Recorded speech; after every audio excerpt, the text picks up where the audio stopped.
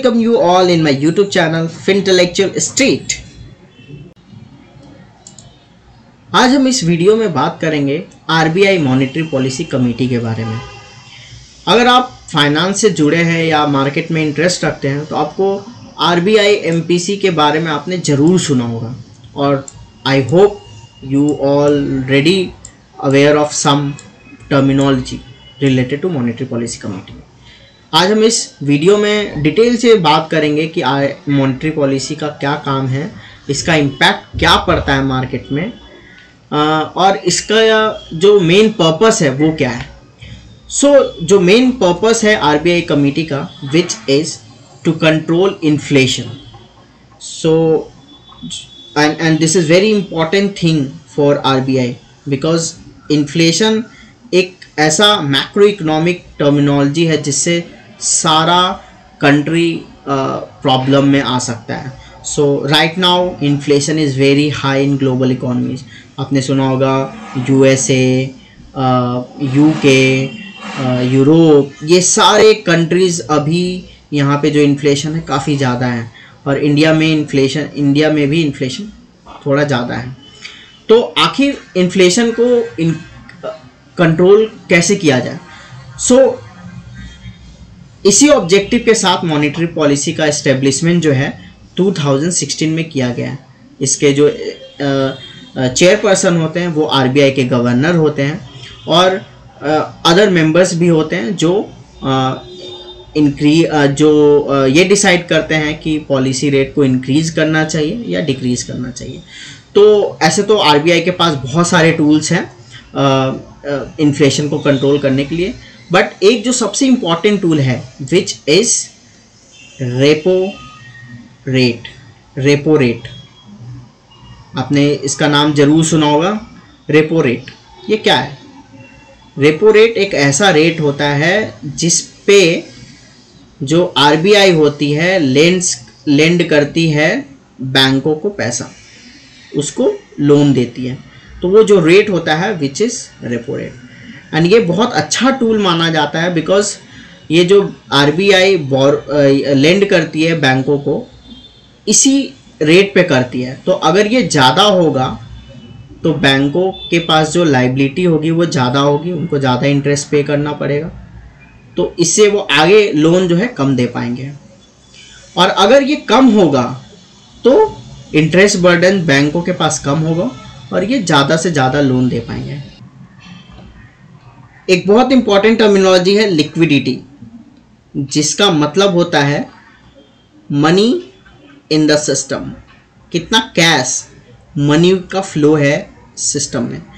तो let's say अगर liquidity high है it means money flow economy में बहुत ज़्यादा है, मनी फ्लो लोगों के पास बहुत पैसा है, तो definitely it will increase the inflation. और अगर मनी फ्लो काफ़ी कम है तो it will help in decrease in inflation। so liquidity को समझना काफ़ी इम्पॉर्टेंट है और आरबीआई जो है लिक्विडिटी को ही कंट्रोल करती है, इसको मैनेज करने का काम करती है, चाहे वो अदर टूल के माध्यम से हो या एमपीसी के माध्यम से हो। तो चलिए समझते हैं एमपीसी करती क्या है।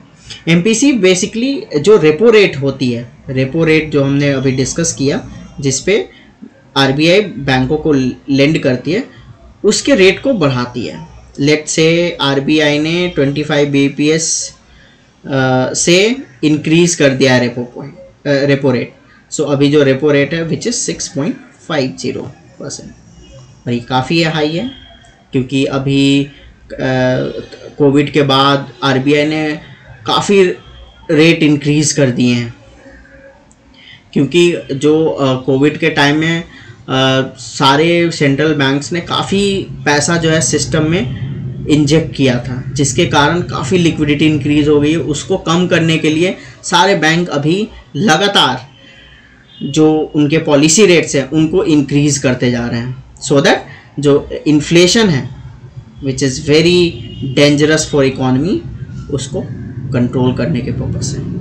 जो आरबीआई एमपीसी है वो रेपो रेट डिसाइड करती है वो कितना होना चाहिए, इसको इंक्रीज़ करना चाहिए या डिक्रीज़ करना चाहिए।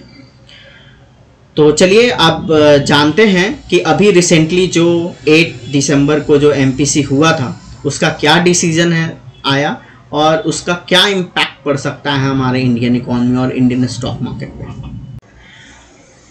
8 दिसंबर को जो एमपीसी का मीटिंग हुआ था, ये एक्चुअली 3 दिनों की मीटिंग होती है बेसिकली, और लास्ट दिन जो होते हैं गवर्नर, आरबीआई के गवर्नर जो चेयरपर्सन होते हैं इस एमपीसी कमेटी के, वो स्टेटमेंट देते हैं और वो अनाउंस करते हैं कि रेपो रेट को बढ़ाया गया या घटाया गया। रेपो रेट के साथ अदर रेट्स भी होते हैं। तो चलिए जानते हैं 8 दिसंबर की जो मीटिंग हुई थी 6 to 8 दिसंबर को, तो 8 दिसंबर का बेसिकली ये स्टेटमेंट है, उसमें क्या हुआ था।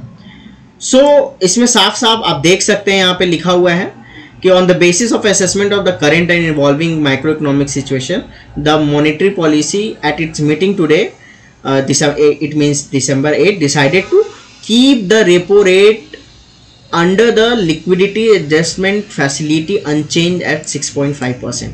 It means ये जो liquidity adjustment facility है which is repo rate. So यहाँ पे जो RBI ने है जो रेपो रेट है वो अनचेंज रखा है, इसमें कोई चेंज नहीं किया है, क्योंकि 6 पॉइंट पहले भी था और 6 पॉइंट अभी भी है। ऐसा क्यों किया है?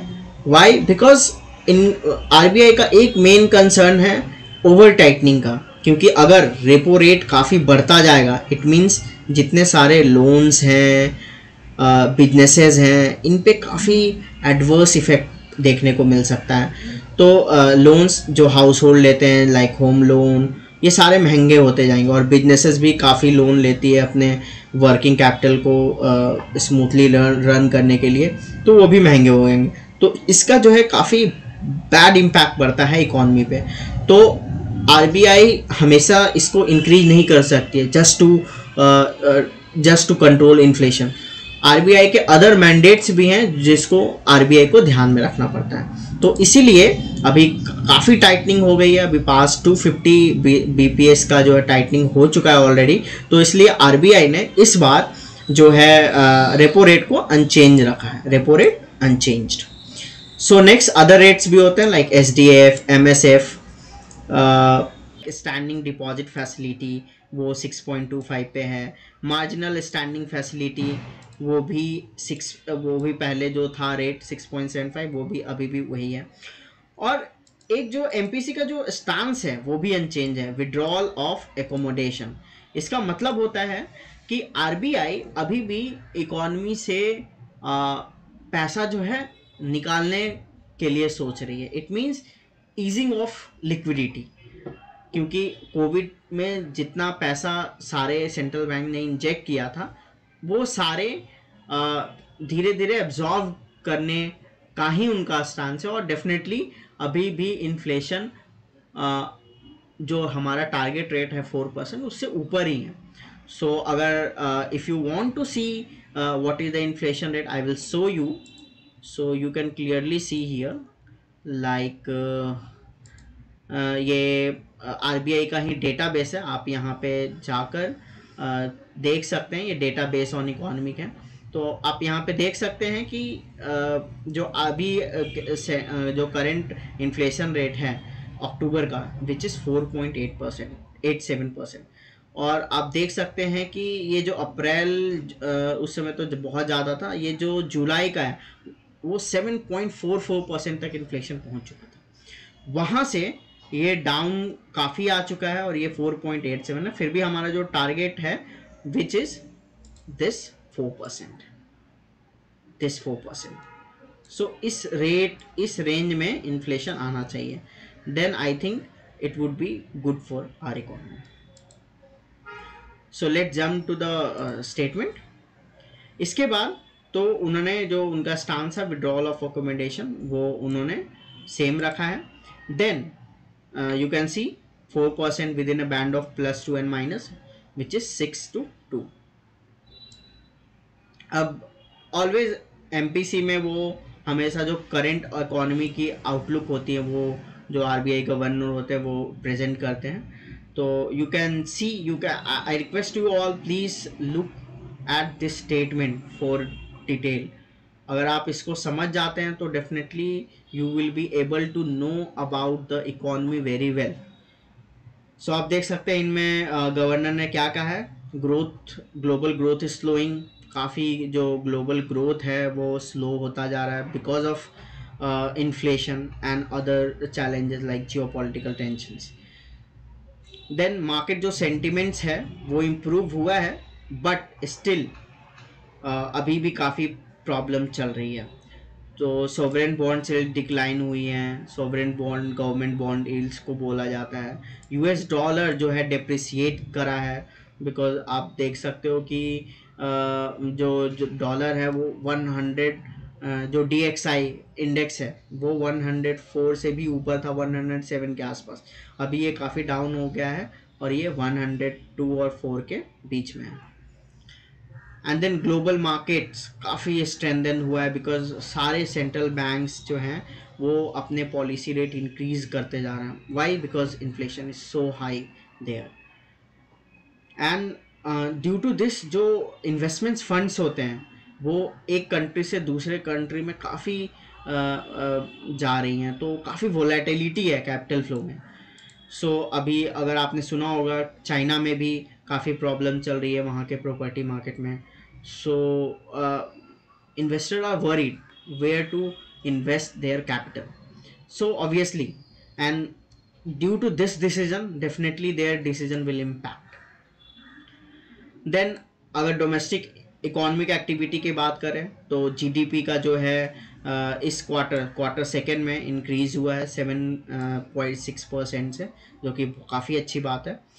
And on the supply side जो जीवीए है वो भी रोज किया है 7.4%। जीवीए जो है जीडीपी का ही कंपोनेंट होता है।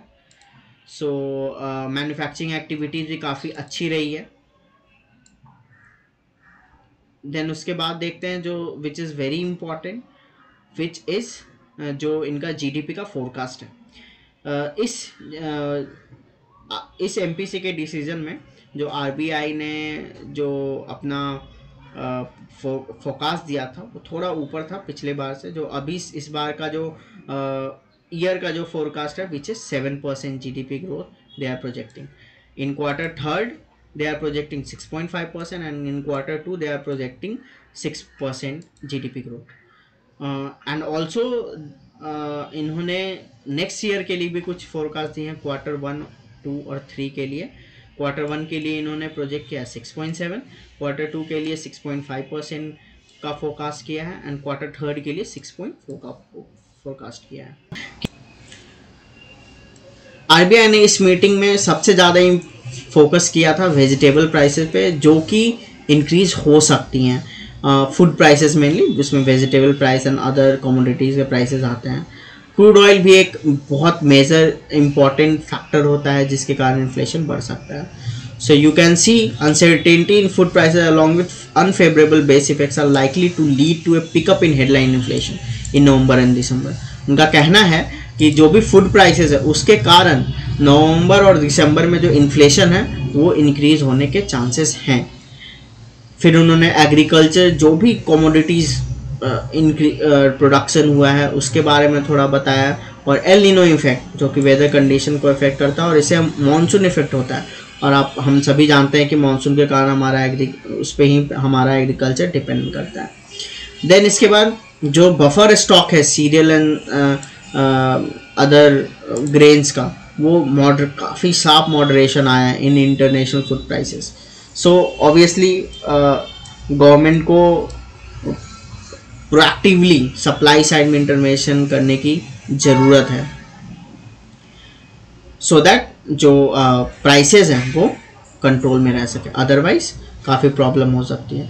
देन हम सभी जानते हैं क्रूड ऑयल प्राइसेस काफ़ी वोलेटाइल है। अभी कुछ दिनों से काफ़ी क्रूड ऑयल प्राइसेस काफ़ी गिरे हैं ओपेक प्लस के मीटिंग के बाद, but still it may go up.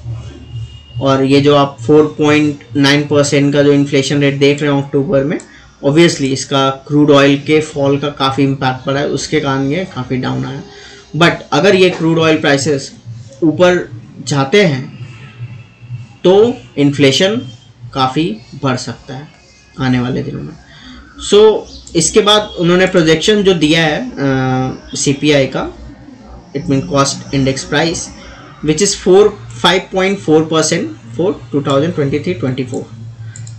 तो इस फाइनेंशियल ईयर में विच इज़ 23-24 में RBI is projecting CPI to be at 5.4%, and in Q3 they are projecting 5.6%, Q4 they are projecting 5.2%, and assuming normal monsoon next year, because obviously जैसा कि हमने discuss किया monsoon के कारण agriculture commodity पे impact पड़ता है, जिसका डायरेक्ट रिलेशन होता है इन्फ्लेशन से।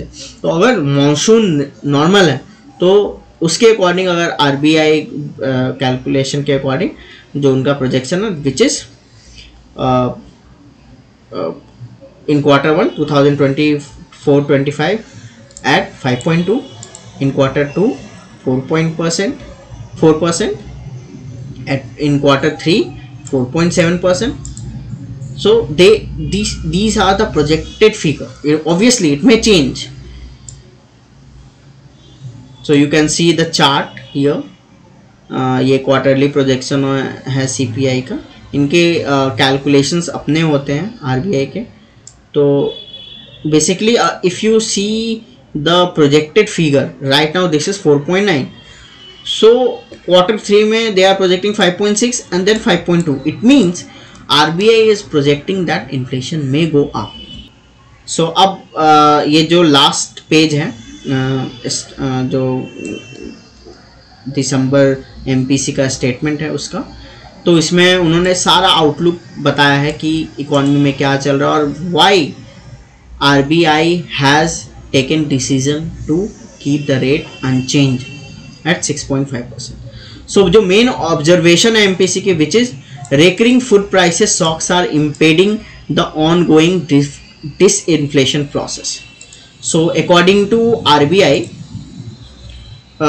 जो फूड प्राइसेस है शॉक्स जो है वो डिसइन्फ्लेशन प्रोसेस को डिले कर रहा है, उसके कारण इन्फ्लेशन डिक्रीज नहीं हो रही है। वाई इसके अकॉर्डिंग अगर देखा जाए तो core disinflation has been study, जो कोर है अभी भी स्टिकी है, it has reduced but still sticky. So why and ये इम्पैक्ट को शो करता है कि जो पास्ट में मॉनेटरी पॉलिसी एक्शन हुए हैं उसका इम्पैक्ट अभी मॉनेटरी पॉलिसी सिस्टम पे धीरे धीरे पड़ रहा है। सो अगर हम हेडलाइन इन्फ्लेशन की बात करें तो ये ऑब्वियसली काफ़ी वॉलेटाइल है, and domestic food inflation unpredictability, food inflation, unpredictability and volatility in crude prices and financial market in any certain international environment pose a risk to the inflation outlook. ये जो जितने भी फैक्टर्स हैं, domestic food inflation, unpredictability and volatility in food prices and financial market, so ये सारे component inflation को further increase कर सकते हैं और ये इन्फ्लेशन के लिए अभी काफ़ी रिस्क बना हुआ है। सो उस हिसाब से अगर कंक्लूड किया जाए इसको तो MPC जितने भी अभी डेटा आएंगे, इनकमिंग डेटा को काफ़ी क्लोजली मॉनिटर करेगी, सारी जितनी भी इकोनॉमिक एक्टिविटी है, सप्लाई कॉन्स्टेंट है, उसको स्टडी करने के बाद वो जो नेक्स्ट डिसीजन लेगी। सो you can see here MPC decided to keep policy rate unchanged at 6.5% in this meeting, but with preparedness to undertake appropriate and timely policy action should the situation so warrant, and monetary policy must continue to be actively disinflationary to ensure anchoring of inflation expectation and fuller transmission. The MPC will remain resolute in its commitment to aligning inflation to the target. The MPC also decided to remain focused on withdrawal accommodation to ensure that inflation progressively aligned to the target while supporting growth. So अभी RBI जो है जितने भी अभी latest development होंगे like crude oil, geopolitical tension, उसको देखते हुए ही नेक्स्ट डिसीजन लेंगे, बिकॉज इतनी अनसर्टेनिटी है कि बहुत सारी चीज़ें चेंज हो सकती हैं आने वाले टाइम में। तो डेफिनेटली अभी आरबीआई ने जो अपना आउटलुक है वो न्यूट्रल रखा है, और जो स्टांस है अभी भी विड्रॉल ऑफ अकोमोडेशन स्टांस है, और अभी भी इन्फ्लेशन जो है एवं हायर रेट से 4% तक जो है आरबीआई अभी इन्फ्लेशन को लाना चाहती है। एंड ऑब्वियसली इसमें supporting growth, while supporting growth means GDP जो है हमारा इंडिया का वो काफ़ी डाउन ना हो, रिसेशन में ना चला जाए हमारी इंडियन इकोनॉमी, तो उसको भी ध्यान में रखते हुए आरबीआई जो है नेक्स्ट डिसीजन लेंगे। यहाँ पे एमपीसी के सारे मेंबर्स के नाम दिए हुए हैं जिन्होंने एमपीसी के लिए वोट किया है कि पॉलिसी रेट अनचेंज होना चाहिए या इंक्रीज होना चाहिए। तो 5 लोगों ने, मेंबर्स ने पॉलिसी को अनचेंज होने के लिए वोट किया है, एंड बाकी सभी का नाम यहाँ पे मेंशन है, you can check here. Then जो मिनट्स है एमपीसी मीटिंग्स की वो 22 दिसंबर को पब्लिश की जाएगी, जिसमें जितने भी मेंबर्स हैं उन्होंने उनका क्या व्यू है दे विल एक्सप्लेन देयर। सो जो मिनट्स है वो 22 दिसंबर को आएगी, जिसका भी इम्पैक्ट काफ़ी पड़ता है, बिकॉज मार्केट जो है वो सभी मेंबर्स के व्यू को जानना चाहती है, because that matters a lot. क्योंकि ये जो पॉलिसी मेकर्स हैं जिस हिसाब से इनका व्यू होगा उसी के according definitely they will take further decisions, and their further decision will impact the market, may be badly may be positively. So जो नेक्स्ट मीटिंग होगी एमपीसी की वो है 6 और 8 फरवरी को। सो अब हम डिस्कस करते हैं कि इसका मार्केट पे इम्पैक्ट क्या होगा। यूजुअली एमपीसी की जो मीटिंग होती है स्टार्ट होती है 10 o'clock के आसपास। सो 10 o'clock के आसपास जब हम देखेंगे तो ये जो निफ्टी है, ये निफ्टी का चार्ट है, निफ्टी जो है उस समय काफ़ी डाउन गई थी। तो निफ्टी डाउन होने का मेन रीज़न यही है कि बहुत ज़्यादा कोई सरप्राइजिंग चेंज नहीं था और ना ही कोई ऐसा डिसीजन था जिसके कारण इक्विटी मार्केट डाउन हो गया। So if you can see that market has corrected little bit but it recovered soon, and जो इसकी क्लोजिंग हुई है वो प्रीवियस डे से थोड़ा सा ऊपर हुई है। So main reason was GDP, because GDP if you have seen that GDP का जो फोरकास्ट है वो थोड़ा सा इंक्रीज़ कर दिया गया है प्रोजेक्टेड फिगर। तो इस बार का जो प्रोजेक्टेड फिगर है वो 7% था, लेकिन for this year, for financial year 23-24, but जो लास्ट ईयर का जो प्रोजेक्शन था, तो प्रीवियस मीटिंग में जो प्रोजेक्शन थी आरबीआई की, दैट वाज ओनली 6.5%। तो कहीं ना कहीं ये जो अपग्रेड है, अपग्रेड हुआ है, जो रिवाइज्ड हुआ है हायर, उसके कारण मार्केट में थोड़ा सा बाउंस बैक आया है सेकेंड आवर में।